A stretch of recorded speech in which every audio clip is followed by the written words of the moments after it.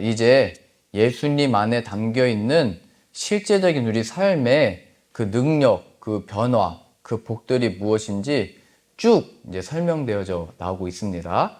그 앞에까지 살펴봤던 에베소서 말씀의 내용의 요점은 예수님 안에 모든 하나님의 충만하신 은혜와 복이 다 있다, 이 설명이 있습니다.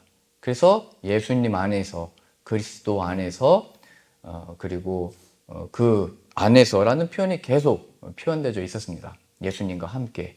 그러니까 하나님께 속한 이 은혜와 영광과 그 복들을 한 번에 얻는 방법이 있는데, 그것이 무엇이냐면 바로 예수님을 얻는 것, 예수님과 함께하는 것, 예수님 안에 있는 것.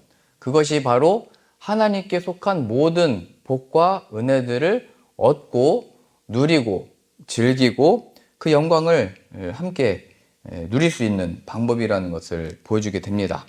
그 중에서 오늘은 굉장히 중요한데요. 13절 말씀 같이 보겠습니다. 13절입니다. 이제는 전에 멀리 있던 너희가 그리스도 예수 안에서 그리스도의 피로 가까워졌느니라. 그는 우리의 화평이신지라 둘로 하나를 만드사 중간에 막힌 담을 허시고. 아멘. 지금 이 표현은 유대인과 이방인의 하나됨을 의미합니다. 유대인들은 이 구원이 우리들에게만 있다라고 생각을 했는데요. 근데 하나님의 그 구원이 이방 사람들에게까지도 전해졌고, 이방 땅에도 예수님을 믿는 사람들이 생겨나면서 교회들이 생겨나게 됐습니다. 그래서 이 시대 때 가장 큰 기적이 뭐냐면, 이 유대인들도 예수님을 믿는 사람이 되고 이방인들도 예수님을 믿는 사람들이 되어 하나된 교회를 이루게 된 것입니다. 예수 그리스도의 보혈의 능력이 우리의 삶 가운데 어떻게 나타나냐 했을 때, 그것은 바로 서로 남남이었던 사람들이 함께 모여서 예배하고 함께 주님을 바라보고 함께 중보하며 기도하는 공동체가 되어졌다는 사실입니다. 그래서 우리가 전에도 한번 살펴봤는데요. 예루살렘 교회에 성령이 임했잖아요. 3,000명이나 회개하고 또 하나님께로 돌아오고 전국에서 다 모여들었는데, 그때 박해를 받게 되고 흉년이 들고 가난해서 먹을 것이 없는 상태가 됐습니다. 그리고 유대인들이 박해를 했는데 어떤 박해를 했냐면 장사를 못하겠습니다. 시장에 나가서 무엇인가를 팔아야 먹을 것을 얻을 수가 있었는데, 근데 그 많이 사람들이 모여도 먹을 수도 없고 그 은혜는 받았는데 어떻게 생활을 할 수가 없었던 것입니다. 그때 하나님께서는 그 이방 땅에 세워졌던 그 안디옥 교회, 에베소 교회, 여러 이방 나라들에 세워졌던 그 교회들을 통해서 헌금을 모으게 하시고, 바울이 선교를 갈 때마다 거기서 그 연보, 헌금을 모아서 예루살렘 교회에 전달을 해준 것입니다. 그러니까 예루살렘 교회는, 야, 하나님의 구원은 우리만 있다, 우리가 하나님의 구원받을 백성이고 하나님의 거룩한 교회라고 생각을 했는데, 정작 자신을 살려내는 하나님의 방식은 이방 나라 사람들이었습니다. 하나님을 몰랐던 사람들이 예수님을 믿으니까 성경에는 그렇게까지 표현을 했거든요. 개들이라고 표현했습니다. 개. 그러니까 아주 굉장히 심한 욕이었습니다. 상종하지도 않고 인사하지도 않고 눈길도 주지 않았던 그 사람들이 예수님을 만나서, 그럼 그들도, 야, 너희들이 그때 우리를 무시했지, 그때 너희들이 우리를 멸시했지, 보지도 않았지, 그럼 그때 예루살렘 교회가 힘들 때 그냥 내버려두면 되잖아요. 너희는 그 결과다, 너희가 우리를 무시했더니 그런 어려움을 당하더라. 근데 그렇게 두지 않고 하나님은 그 이방 나라 사람들을 사용하셔서 구원을 예루살렘 교회에 베푸신 것입니다. 그러니 누가 언제 어떻게 변할지 모르는 것이고요, 누가 언제 어떻게 우리를 돕고 할지 모르는 것입니다. 다만 우리는 깨어있으나 잠을 자나 하나님이 받은 이 은혜에 따라서 이 은혜를 흘러가도록 사용하여 주옵소서. 그럼 하나님이 뜻하시는 대로 또 사용을 하신 것입니다. 그래서 예수님께서 말씀하신 것입니다.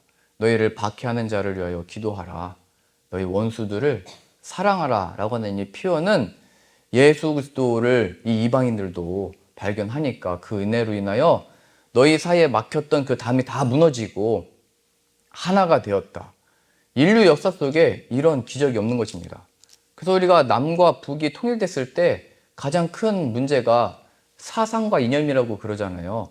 생각이 틀리고 마음의 그 품은 뜻이 다르기 때문에 하나가 되기 어렵고, 그 동독과 서독도 통일이 되었을 때 뭐 물질적으로나 정신적으로도 이게 기간이 오랫동안 많이 준비되어지고 많은 시간이 필요했고 많은 또 어려움을 겪었습니다. 근데 남북한은 더 어렵겠죠. 여러분도 북한 그 세터민 분들 만나보시면 생각이 틀립니다. 아이들도 딱 만나보면 너 꿈이 뭐냐 물어보잖아요. 그러면은 경찰이 되고 싶대요. 그래, 정직하고 바르고 착하게 살 수 있겠구나. 그런 꿈이 있구나. 이렇게 물어보면 그게 아니라 자기가 제일 무서워하는 게 경찰이래요. 왜냐면 북한에서 잘못된 일 있으면 다 잡아가고 남한으로 넘어올 때 중국 통해서 어떻게 여차여차 오게 됐는데 너무 무서웠대요. 그래서 자기도 경찰이 돼가지고, 물론 그렇게 무섭게 하는 게 아니고 자기는 선한 경찰이 돼서 그렇게 살아보고 싶대요. 그러니까 자신의 그 경험 속에서 어려움을 겪은 게 있으니까, 그러나 내가 이제 경찰이 되면 나는 선하고 착하고 바르게 그렇게 되고 싶다고 그런 고백들을 하는 것을 보게 됩니다. 그래서 우리가 신앙적으로도 보면 지금 우리가 북한을 어떻게 돕고 우리가 그들을 위해서 어떤 선교를 준비하고 어떻게 하냐라고 생각할 수 있지만, 우리가 할 수 있는 것부터 하면 되겠죠. 기도로 준비를 하고 또 통일이 됐을 때 우리가 만났을 때 생각이 틀리고 마음이 틀리지만 예수 그리스도 안에서 얼마든지 하나가 될 수 있고 품어줄 수 있고 용납할 수 있다는 것을 보여주게 됩니다. 그러니까 이 세상의 사상과 이념과 체제는 사람들을 다 나누어 놓고요, 자신의 나라만 위해서 살도록 하고요, 또 이 세상 전체가 그렇습니다.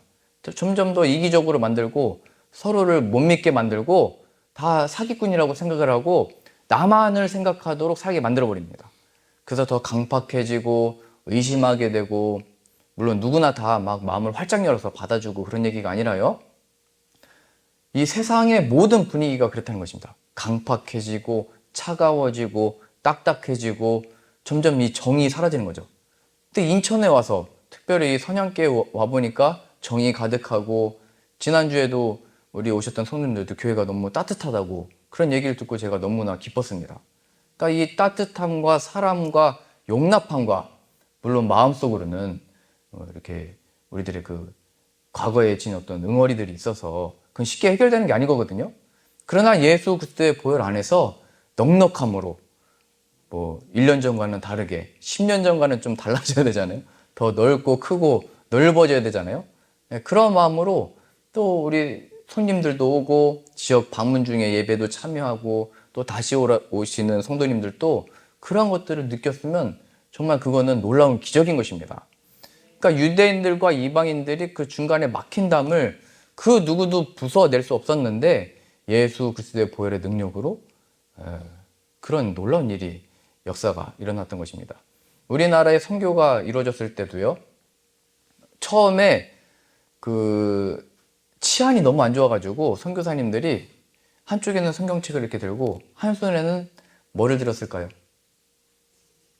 예? 망치요? 네, 회초리를 들었습니다. 회초리. 왜냐면 너무 아이들이 달라붙고 막 뭐 달라고 하고 주머니에 있는 걸 다 빼가니까 회초리를 들고 다녔어요. 그러니까 이게 선교가 되겠어요, 안 되겠어요? 선교사는 어떻게 보면은 여기가 땅끝이고 순교하러 왔습니다 하는 마음으로 왔는데, 어떻게 보면 회초리는 나 살기 위해서, 해를 당하지 않기 위해서, 그런 사진들이 다 남아있거든요. 또 어떤 선교사님들은 옆에 총까지 차고 있어요. 그러니까 이게 선교가 안 되겠죠.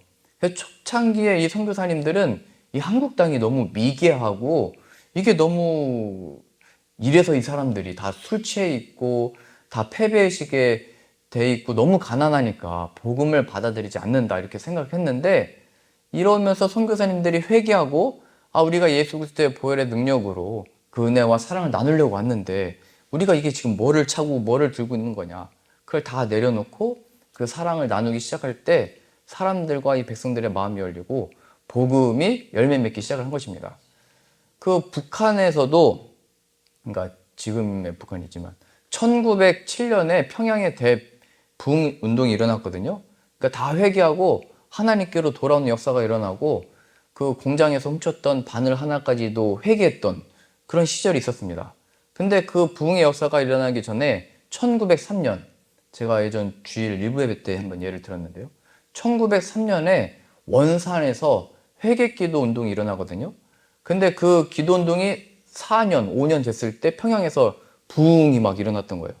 그러니까 그 4년 전에 그 회개기도가 먼저 일어났는데 그게 어떻게 일어난 거냐면 하디라고 하는 선교사가 복음을 전파하고 가르쳤는데 이 백성들은 늘 그냥 술 취해 있는 것이고 독주에 마시고 그냥 늘 이 패배의식에 빠져 있고 그 가난과 궁핍과 여기면 그럼 열심히 일하고 열심히 농사 짓고 해가지고 다시 이렇게 되는데 그냥 가만히 있는 거예요.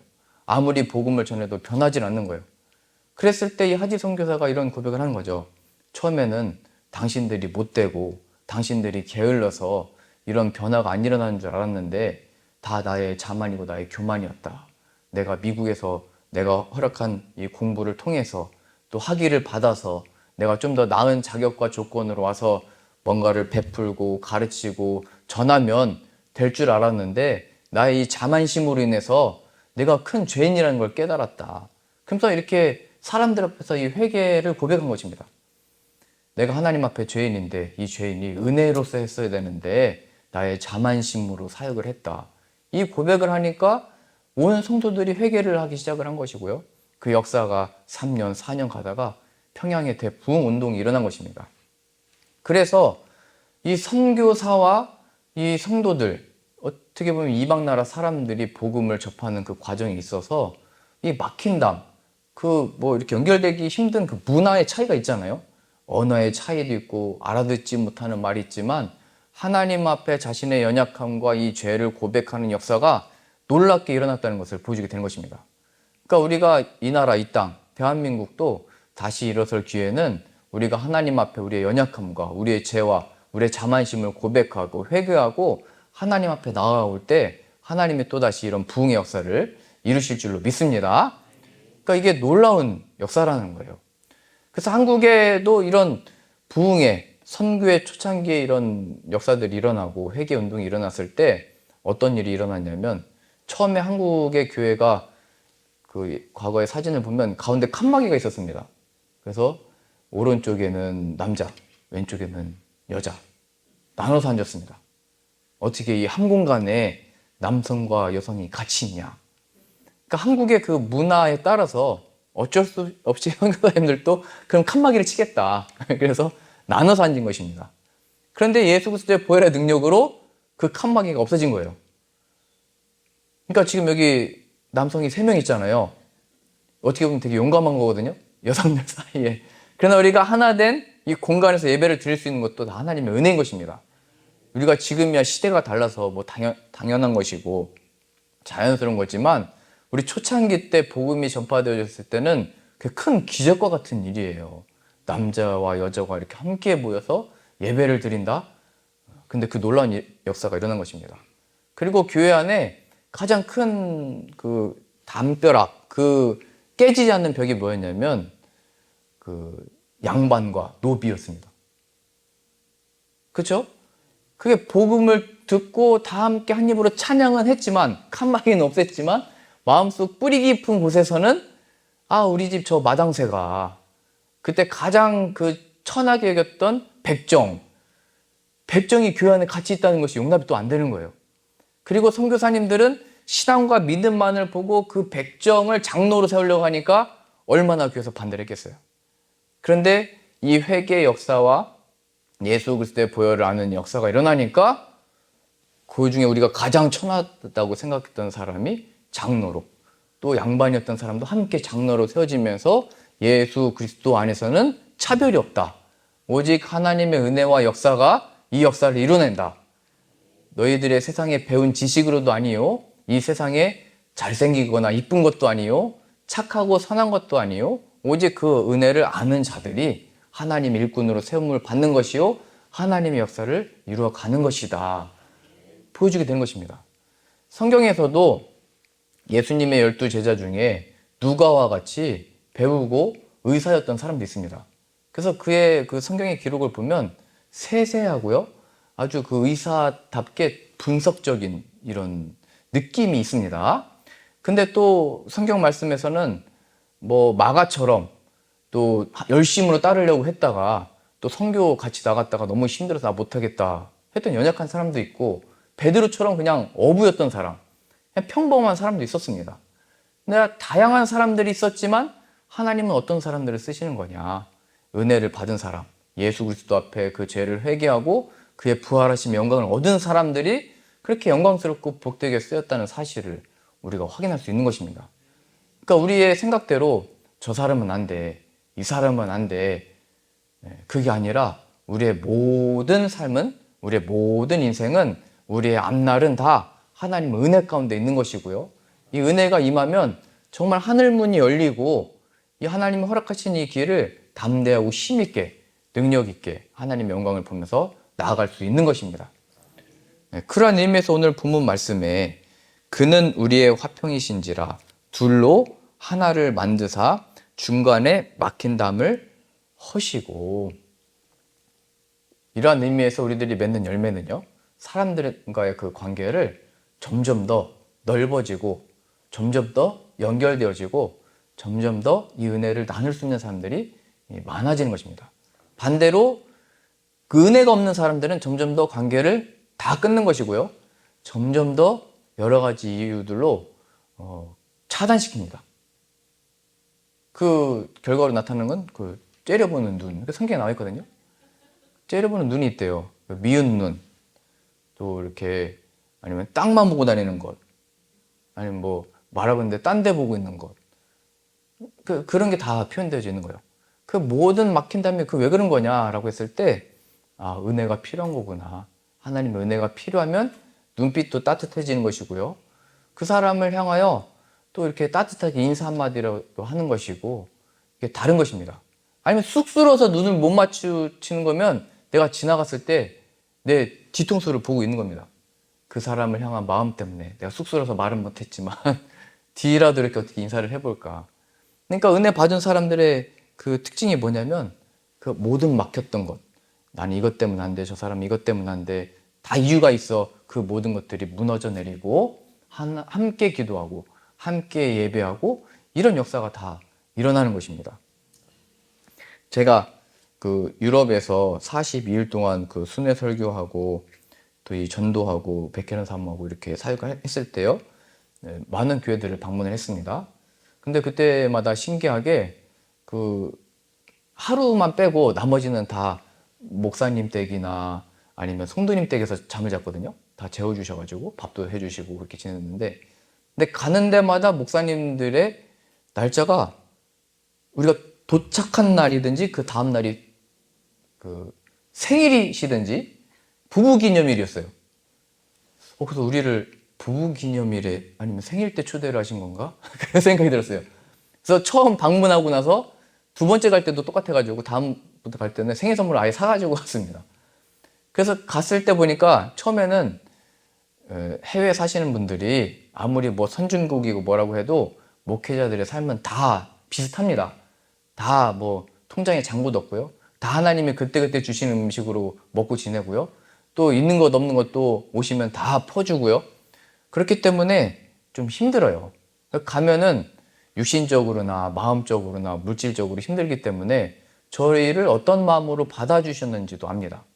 그럼 저희도 그렇게 초대받아서 갔을 때 처음에 표정이 이제 좀 힘듭니다. 어렵습니다. 근데 거기서 하루, 이틀, 3일 교제하고 예배드리고 함께 집회하고 하면 표정이 굉장히 밝아집니다.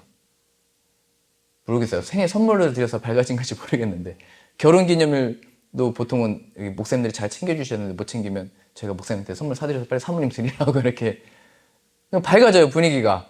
사모님이 살아나야 됩니다. 그래 저도 예.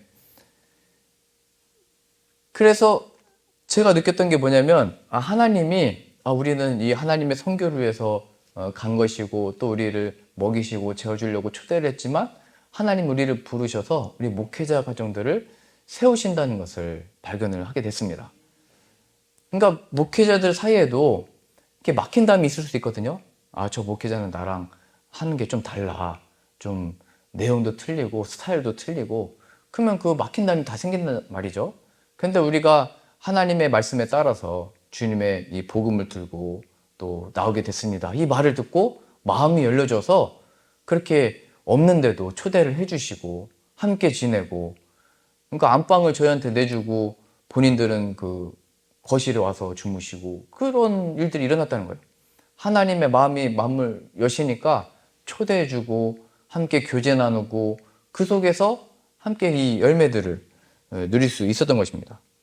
그러니까 목회자와 성도의 관계든지, 선교사와 성도의 관계든지, 목회자와 목회자의 관계든지, 예수 그리스도 안에 있는 능력으로 인해서 서로가 서로를 위해주고 또 서로를 또 기도해 주면서 하나님의 영광과 역사를 또 나타낼 수 있다는 것을 발견하게 됐고요. 무엇보다도 제가 다니면서 한 교회, 두 교회, 세 교회 이렇게 쭉 다 연결이 되다 보니까 하나님의 교회가 하나라는 것을 발견하게 됐습니다. 그래서 제가 그때는 이제 그 복음을 전할 때는 사례가 없었기 때문에 교회들마다 이제 방문하면 교회에서 그날의 헌금을 해서 저희를 이렇게 도와주신 거예요. 제가 아직 지금은 간증을 못하겠지만 때가 되면 또 할 텐데요. 또 한국에 와서도 하나님의 그런 은혜를 또 부어주셔가지고 유럽에서 또 헌금을 복음해서 또 보내주셨어요. 저는 이걸 깜짝 놀랐습니다. 오히려 우리가 돕고 우리가 선교를 해야 되는데 하나님이 그 마음을 여시니까 이게 뭐 상관이 없는 겁니다. 하나님의 복음이 임하고 막힌 다음에 허물어지고 우리가 한 형제요 예수 그리스도 안에서 한 가족이라는 마음이 드니까 모든 것을 동원해서 돕고 위해주고 그 사역을 할 수 있도록 돕는 것을 이렇게 간증을 할 수 있게 된 것입니다.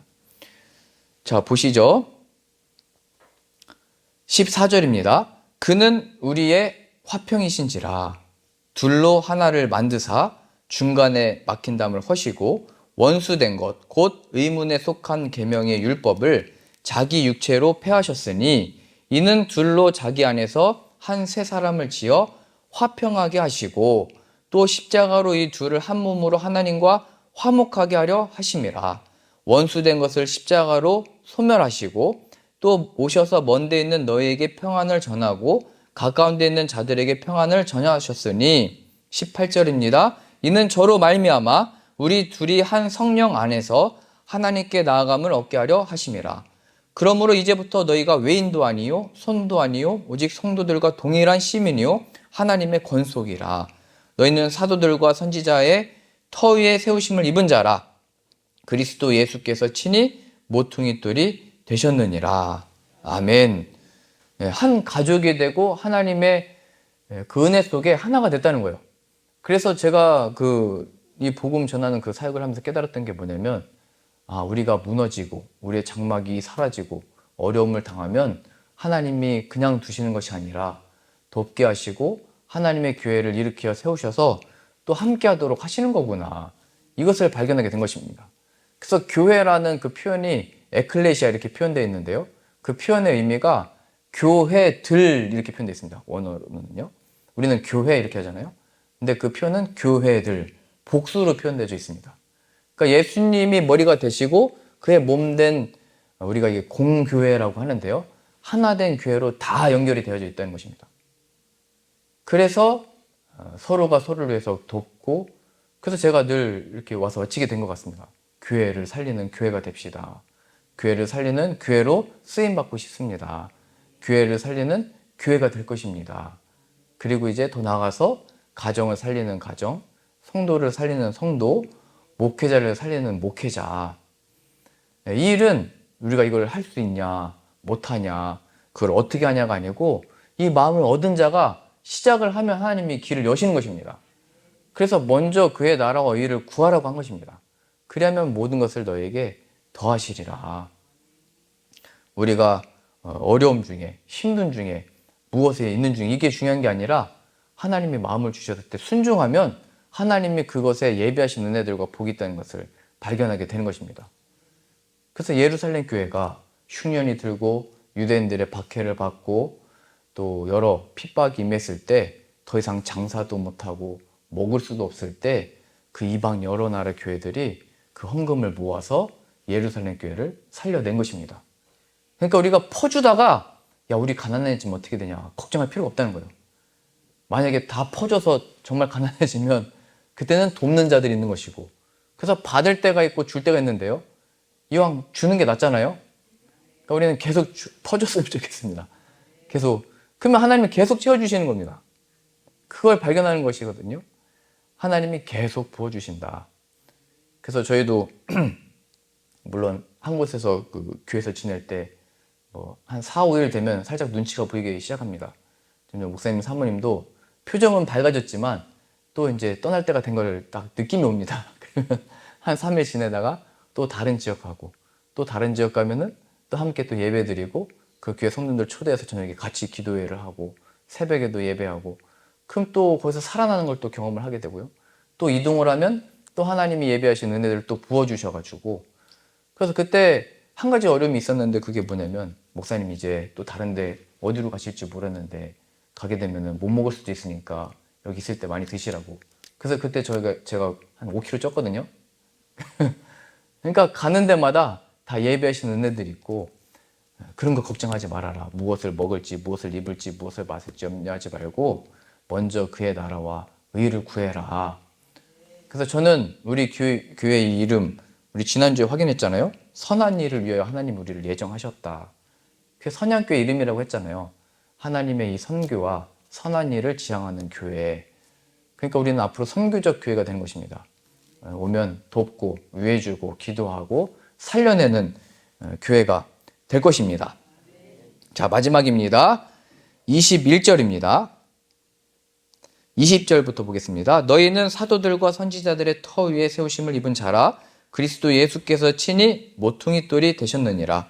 그의 안에서 건물마다 서로 연결하여 주 안에서 성전이 되어가고 너희도 성령 안에서 하나님의 거하실 처소가 되기 위하여 예수 안에서 함께 지어져 가느니라. 아멘. 이것을 늘 기억해야 돼요. 함께 지어져 가고 함께 자라는 것이고 함께 하나님이 거하시도록 역사하는 성전이 되어져 가는 것입니다. 그러니까 나 혼자 잘한다 이건 없는 겁니다. 나 혼자 잘났다 이것도 없는 겁니다. 내가 어떤 사람인데 이것도 없는 겁니다. 오직 교회는 서로 살려주고 서로 위해주고 서로 세워주고 서로 함께 하는 것입니다. 그것이 하나님의 함께 계심과 역사하심과 우리가 서로 사랑하면 하나님의 사랑이 그 안에 있다는 것을 알게 된다고 성경에 표현되어 있잖아요. 그러니까 우리들에게 주어지는 이 신앙 공동체, 교회는 함께 세워져 간다는 것을 기억하실 수 있기를 소망합니다. 하나님께서 이 시작하신 일을 끝까지 이루실 줄로 믿습니다. 이거는 뭐 성도 간에 또 많이 아니라 목회자를 바라보는 관점도 똑같습니다. 이제 이렇게 가까이 지내고 시간이 지나면 지날수록 제가 어떤 사람인지 다 이제 아시게 될 겁니다. 뭐 별거 없겠죠. 그냥 저도 한 사람이고 다만 하나님의 은혜가 필요한 존재라는 것을 빨리 깨닫고 저를 위해서 기도해 주셔야 됩니다. 하나님이 저 목회자를 세우셨으니 은혜 내려주시고 성령 충만케 해주시고 인도해 주시고 오직 예수 그리스도의 이름으로 충만케 하여 주옵소서. 제가 그 후임자를 항상 이렇게 세우고 올 때 다 하나님이 예비하신 목회자가 있다. 그러니까 걱정하지 말고 빨리 그냥 기도하면서 빨리 정하면 된다. 시간을 너무 오래 끌지 말아라. 그래도 그런 얘기 하는 거예요. 아니 그래도 목회자를 많이 보고 이렇게 좀 뽑았으면 좋겠다고.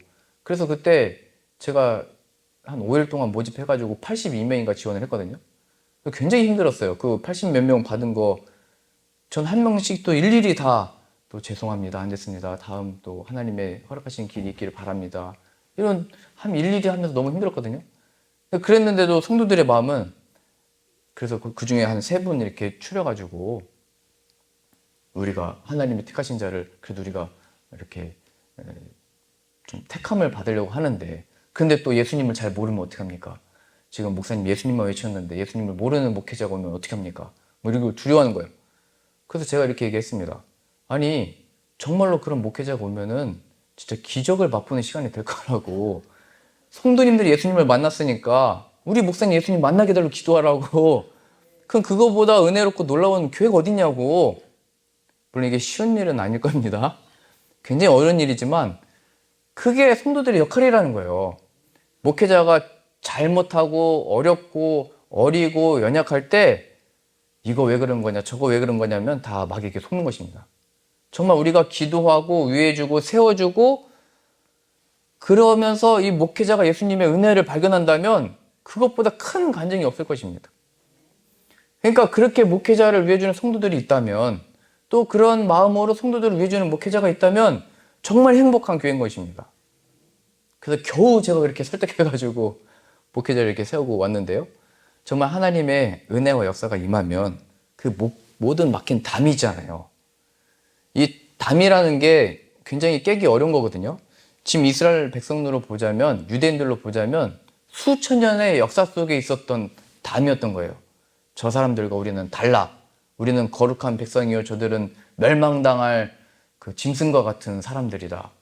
이게 성령을 받았는데도 끝까지 그 무너지지 않는 담이 있었다고요. 그러니까 우리도 10년, 20년, 30년 여기서 함께 지내면서 얼마나 제가 알지 못하는 깊은 어떤 골들이 다 있겠어요. 그렇죠? 없다고 하면 거짓말일걸요? 여러분들이 어렸을 때부터 다 봐서 알고 다 알잖아요. 그런데도 그 중에서 일꾼들을 세우고 직분자 세울 때 얼마나 꼴보기 싫었겠어요? 아니에요? 그냥 솔직한 게 제일 좋은 거예요. 근데 그것을 끝까지 자리를 지켜주고 위해주고 세워주는 게 진짜 신앙이라는 거예요. 그 사람을 하나님이 세우셨으니 성령 충만케 해주셔서 사람 되게 해주시고 은혜 충만한 사람 되게 해주셔서 하나님의 일을 이루어 주옵소서. 그러니까 저를 위해서도 그렇게 기도해 주셔야 됩니다. 또 성도들을 바라볼 때도 그렇게 기도하셔야 되고요. 그게 멋진 거예요. 그게 오늘 이 막힌 담이 허물어지는, 우리나라의 선교가 이루어지고 정말 복음을 알게 됐을 때 물론 많은 영광과 은혜들과 이 어떤 복들을 누리게 됐죠. 근데 우리가 이것 때문에 놓친 게 뭐냐면 바로 모든 이 막힌 담, 이 양반과 노비가 하나가 되어 기도하는 이것, 그런 놀라운 역사가 있었던 것입니다. 근데 우리가 부함으로 인해서, 잘남으로 인해서 다 나누고 다 자르고 어떻게 저 사람들과 함께 이게 다 마귀에게 속은 것입니다. 그러니까 우리들에게 주신 이 은혜에 따라서 앞으로는 이게 부부의 관계도 나고요, 자녀의 관계도 나고 다 나옵니다. 그러니까 시간마다 참여하셔서 이런 모든 막힌 담이 허물어져서 하나님의 교회가 되는 정말 신실한 교회, 하나님의 교회로 쓰임받는 가정들, 성도를 살리는 성도, 또 목회자를 살리는 성도, 또 성도를 살리는 목회자 되어지기를 소망합니다. 하나님이 그렇게 우리를 쓰실 줄로 믿습니다. 모든 막힌 담이 예수 그리스도의 보혈의 능력으로 무너질 줄로 믿습니다.